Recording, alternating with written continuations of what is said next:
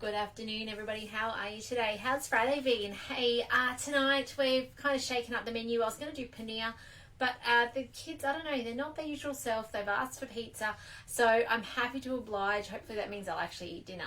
So I'm going to use pizza bianca as the base. I'm going to show you today how to make it in a nice big one. It's got to feed 6 of us. Not that I eat a huge amount, but they certainly will. So let me show you how to do this and turn it into what will be 4 pizzas. So let's get started. Preheat the oven, never mind that, line a baking tray. And by the way, this doesn't have to be done really early. You can actually get away with, actually I need to stop, I need to do something else first. You can actually get away with making this about 15 minutes before you want to put it in the oven, and that's all it needs, as long as you've got a warm spot for it. Do say hi if you're watching today. Now, before I go on with the recipe, I need to grate my cheese. I nearly forgot. So I've got my cheese here. It's about a centimetre strip that I've cut off the block, and then I've cut it into thirds, and now I'm cutting it down so they're in 1/6. So they tend to be about the size of, you guys can't quite see that, but it's a silver dial. So in that goes, and I'm going to just make grated cheese for a second. So when you've got a Thermomix, you no longer need to buy grated cheese. You can make it yourself and avoid the anti-caking agent that's on it. All right, I'm just going to push the house key, which will jump me out of the recipe. I'm going to go up to speed 8, which is our grating speed.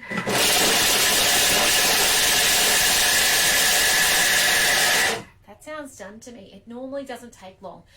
Something to be mindful of when you're grating cheese, obviously you're freestyling it, you're not really following a recipe.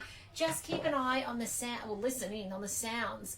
You'll know when it's done, it starts sounding like it's done. If you go too far, you end up with more like a cheese ball, like a really soft cream cheese spread nearly. So there we go, into my thermoserver. You can get yourself a thermoserver having a demo. So if you would like a personalized demo online, it can take as little as 45 minutes. You and a couple of friends zooming in, let me know. I'd love to do a demo for you. And help answer your questions, inspire you to get more out of your Thermomix and show them what it's all about. Okay, now the reason I wanted to grate the cheese first is because the dough will actually clean up the pizza leftovers. Sorry, the cheese leftovers in there. All right, clove of garlic. I've got 3. Let's chuck that in. So normally on pizza bianca, when we do it at a demo, it says 3 sprigs of rosemary. I've kind of got one. We would make this into a big kind of focaccia looking thing. So that would normally be how it goes. And the garlic and rosemary become the topping. Today, we're going to actually leave the rosemary and garlic in to be part of that beautiful base taste, which is just amazing. So 4 seconds, speed 7.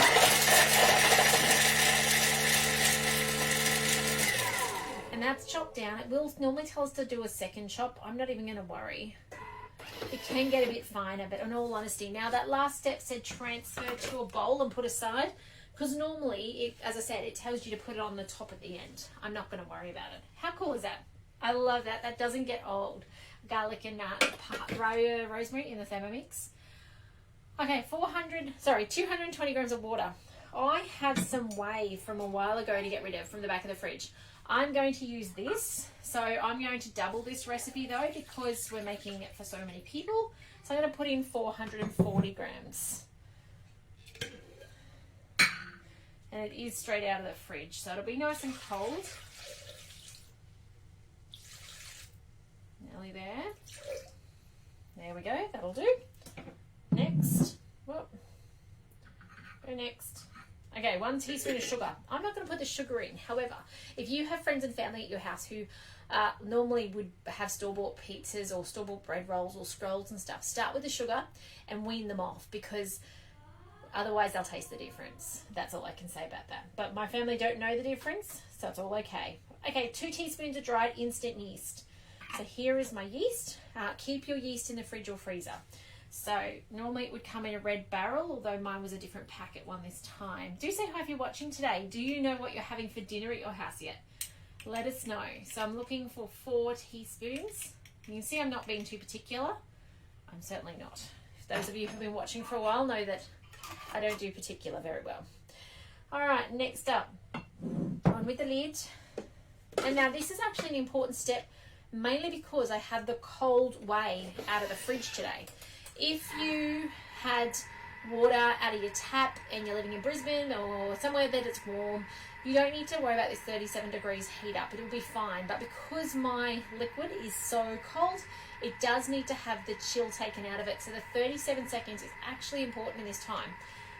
Being that I've doubled it, I may also find I need a little bit longer because it's got more liquid. It has to heat up and get to 37 degrees and take that chill out.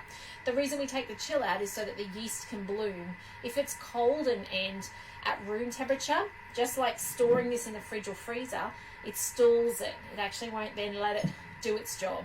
So it'll take a really long time. You'd actually have to then be putting it in a warm spot to allow it to rise in the warm spot. So that's definitely something to be mindful of, is you can skip this step if your water is room temperature. Hello Karen, lovely to have you on today. Now the last 3 remaining ingredients in pizza, so easy. And let me just give you some hints and tips. Today it's actually not gluten-free. I'm going full out gluten. This is your baker's flour that's called for in most of your baking recipes that involve breads. Okay, it comes in the 5 kilo bag. It's normally $8, $9, $10, sometimes $11. Woolworths and Coles, bottom shelf. All right, that is your flour. I use that in the place when I'm not doing gluten-free stuff of normal plain flour. Okay, and I'll then add baking powder to make it self-freezing flour. So I don't worry about having standard baking flour. No, hang on. Plain flour in my house. I just use this and change it if we're going glutinous. So that is what it is. That is where you get it from. And now a tip is when you get it home, put it in your fridge or freezer overnight. What that is going to do is it is going to kill any little bugs, any weevils that are living in the seals at the top. So they can get in there. They will have a field day in there. A lot of times we bring them home from the supermarket with the weevils already in there. Now I just want to show you this. Can you see how it's not got 37 degrees yet? Because I've got the double in there, it hasn't got up to temp. So let's just hit the back arrow. We'll just go a little bit longer on that. Probably won't take the full 2 minutes. I reckon it'll take 1 minute because it's normally, when you double the quantity, it's a 1.5 time. So 2 minutes plus half of that is 1 minute, so 3 minutes. So let's just see how it goes. So that's your baker's flour.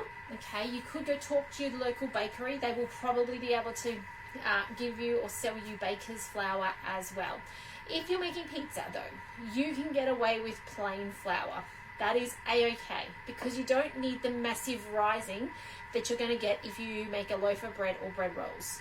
So just something to think about is if you only had plain flour, don't skip the pizza recipe because it says baker's flour and you've only got plain. Just roll with it. It'll be beautiful still anyway. Good afternoon, Chris. That sounds lovely. The fragrant chicken curry. What did you think of it? Did you enjoy it? We certainly did. The kids devoured it the other day. Oh, look at that, guys. 1 minute down. It's now on 37 degrees. That's what I thought it would be. So let's click stop. And that was mine coming out of a fridge. So you can imagine if you were doing that out of a tap, you wouldn't need all that time. Okay, 400 grams of baker's flour. I don't know that I can pour this out under the bench there. I didn't plan that very well. Let me just do some rearranging of furniture. Just so that I can pour into it or shake into it more so. Now once you've put it through the fridge or freezer, sorry about the camera angle, once you put it through the fridge or freezer for the 24 hours, it will then be fine. All the bugs will have died and the little things that might have been, oh, there's something in there, the different stages of bug life that might have been in there will have actually died. So that's better. So yes, once it's gone through, you'll be right. Unless you've got something else in your pantry that has the weevils already growing, and then they'll certainly like to find your dry goods. Whoop, there we go. Oh, look at that. So close.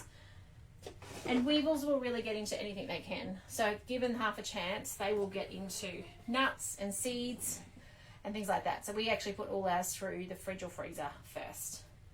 Okay, olive oil, 30 grams. I'm just looking up here going, oh, my container is empty. Very, very empty.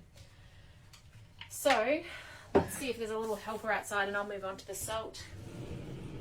One of you boys, could you please grab for me the big oil container? I'm just out. Thank you. All right, so let's just move on to the salt. We're going to go 1 teaspoon of salt, so I'm doubling it, so I'll have the 2 in there. All right. Here comes an amazing helper. And then I've got 60 grams of olive oil that'll go into it in a second. Thank you, buddy. You're amazing. All right. They are laying low today. They haven't been the best this week. We've had a few little sicknesses, so everybody's having a quiet afternoon, which is lovely. Hopefully that means they'll be well for the weekend and be able to have a lot of fun on the weekend. All right, so we are now going to turn it on to the last step, which is to put the lid on. It's going to knead for 2 minutes. Now, you may not need the whole 2 minutes. This comes down to a whole lot of factors. But in that 2 minutes, you do not want to walk away too far from your Thermomix. This is the time when you're going to see the Thermomix start to get legs and walk, because it's got this massive pile of dough inside that's going around a bit like an upright washing machine. So please stay close so that your Thermomix doesn't walk itself off the bench, okay? I don't want to have that happen at your house. Now, as I say, being that it's a double batch, it may need an extra minute knead time. But what I can do is have a look at that in a moment and see how it's going.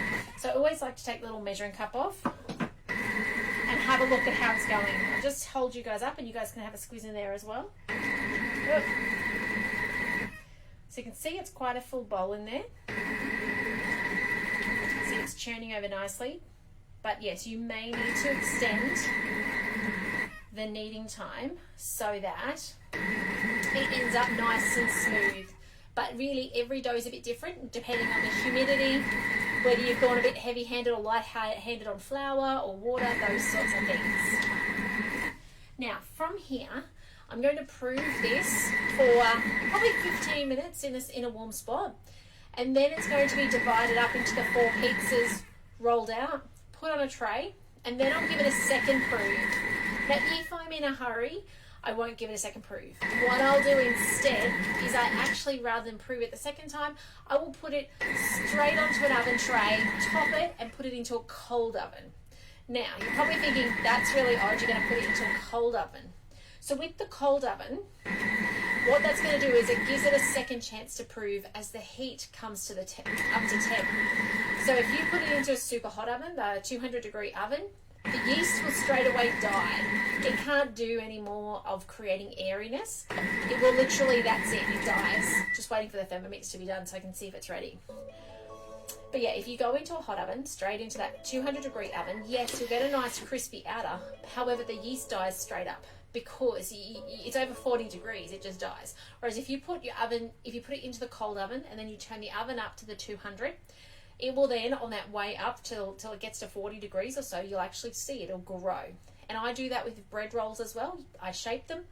I then put them into that cold, put them into the cold oven, and then you put the temperature on and you see that they actually rise. They rise in there and they come out bigger.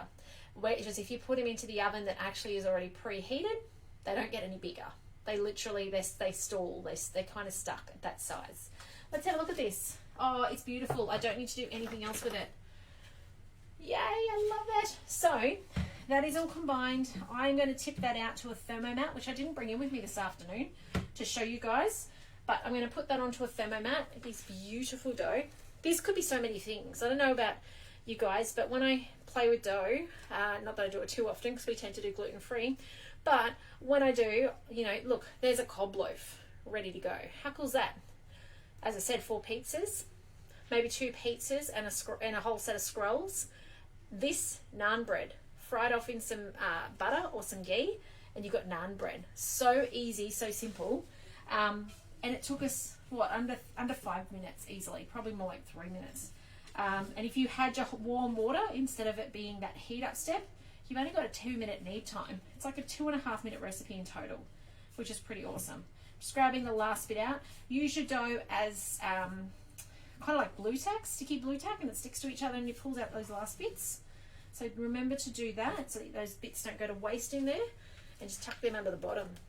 So this is like one big bread roll, guys. If you're making bread rolls, this is a monster bread roll.